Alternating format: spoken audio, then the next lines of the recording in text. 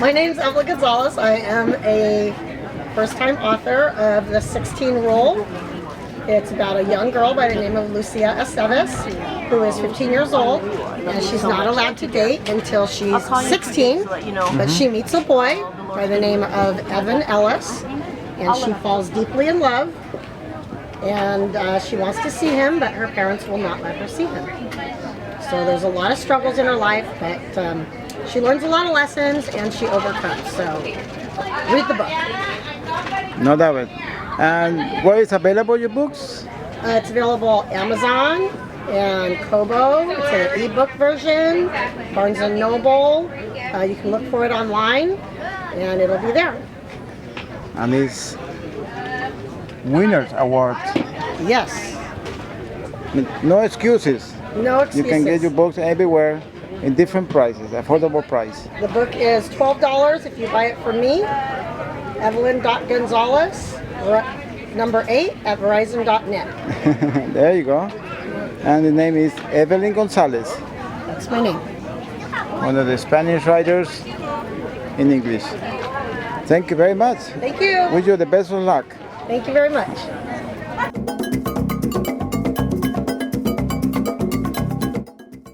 Is based upon the Depression.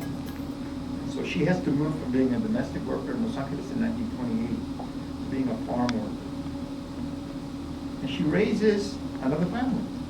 In addition to the 4 children she has, which grow up, she then has 2 more children by another father. And what happens to her when he leaves the country and fights a little revolution and never comes home? So in Camino Doloroso you see what happens in the intricacies of the family and how one woman struggles so hard as a single parent to hold it all together. The only source of support that she has is her childhood companion. Now they come to the United States legally as immigrants, but at the same time they are marginalized. They live on the periphery of the culture. The follow-up book to this carries the story on by the youngest, rather the oldest son. And it's called Alejandro's story. And in it, you have the memoria of what it was like for him, who grew up in Mexico, and who had every opportunity, because his father was a doctor in Mexico, to succeed until that was torn away from him.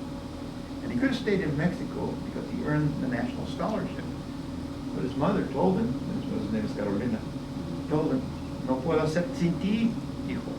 He was the oldest and she relied on him. So you see the disappointment the child has, and it lingers with him. But he doesn't know that he is not the son of the doctor. He is the son of a previous husband. And that memory does not hit him until he leaves Sacramento to go to work in Hollywood as a carpenter. And it is then that his mother shares with him what his rich background is. And Alejandro is a brilliant painter. He's also a very talented singer.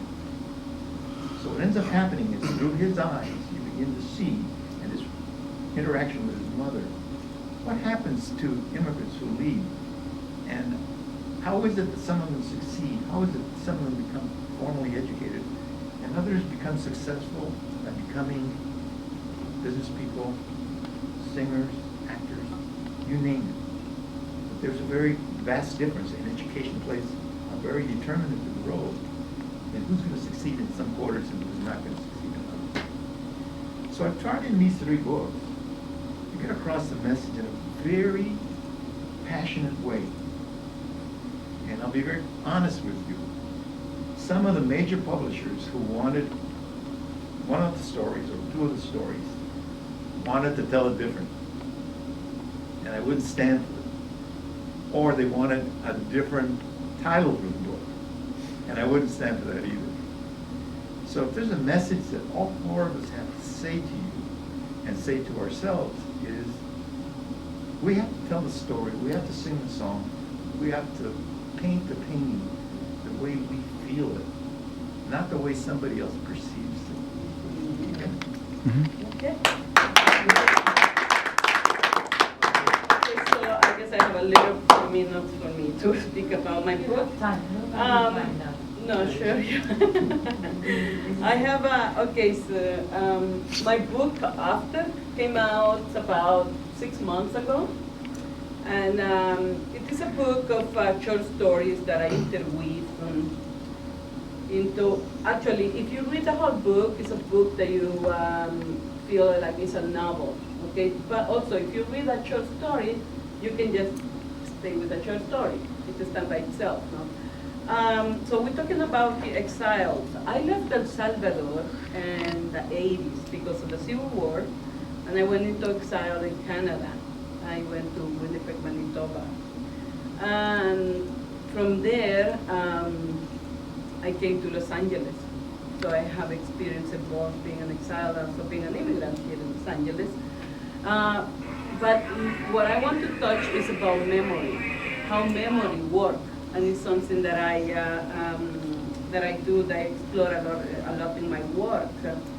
So my work, whether as a theater, because I do a theater, and I have done I have done a documentary, which I'd like to do another one day. My work, whether as a theater, writing, video, documentary film, explores the micro and macro political repression in which I grew up. It is natural for me to channel my relationship through stories, images, and movements. As a teenager caught up in the throes of civil war, I went into exile. Of course, conflicts filtered through my art, living memory affects my everyday life. So as an artist, I want to explore how the existence of memory impinges on adult life. I examine the burden of memory in writing, theater, or video, and film.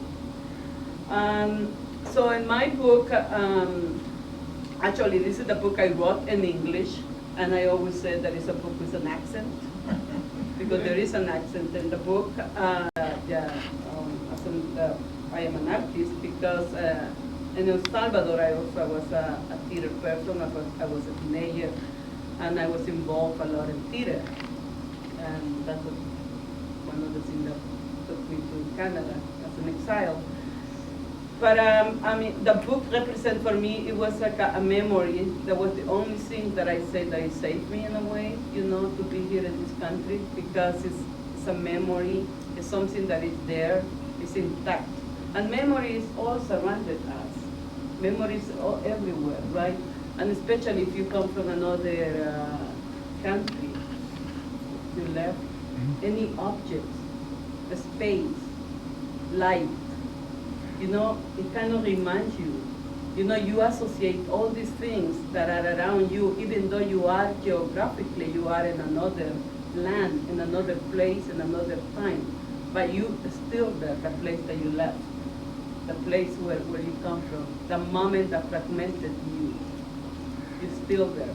So writing the book for me was to find that moment when I left El Salvador.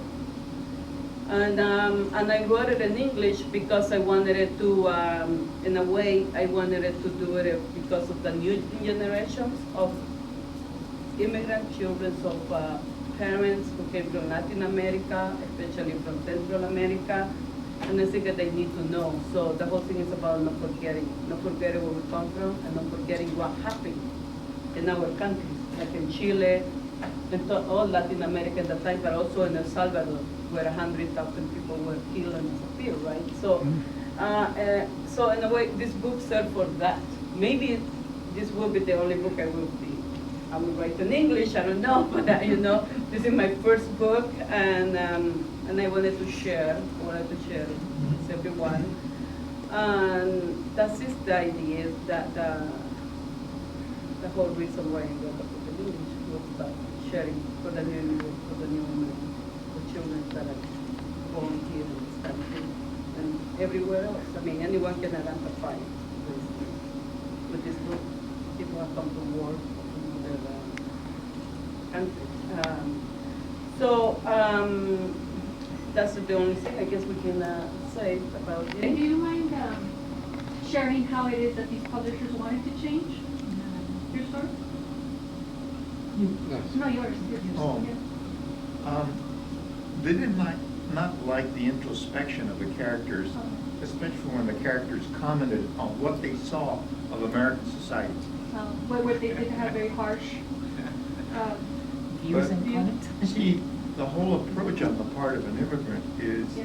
you're never allowed to speak it. You're never allowed to say how you're being brutalized, how you're being marginalized. And they didn't like that. When Victor Villaseñor wrote his book, The Reign of Gold, the publisher told him, it won't be published by the title you wanted. And his title was La Brava. And they told him no. And to this day, when you talk with Victor, he'll tell you he hates that. The other fact that I thought was very intriguing was they would tell me, you can't have this man interacting with a Jewish woman. He's a Mexican. because And it's set in the 19. in the 1940s, 40s. Oh, early yes. 40s, you can't have that. Right. No, it's horrible. And I said, oh yeah? So you have very little what I call artistic license when you're doing it for somebody who wants to tell you how to do it. Right. And you have a very unique story to tell. And the last thing I'm going to say about this is we need to, as artists and as writers, express to the larger community and to our own communities what we see and feel. Because it's done by Hollywood, it's done by the media for us, and those are not proper images most of the time, okay? Because here's the proper image, and they're the ones who need to express what the reality is. If they don't do it, entonces es una mentira. Well,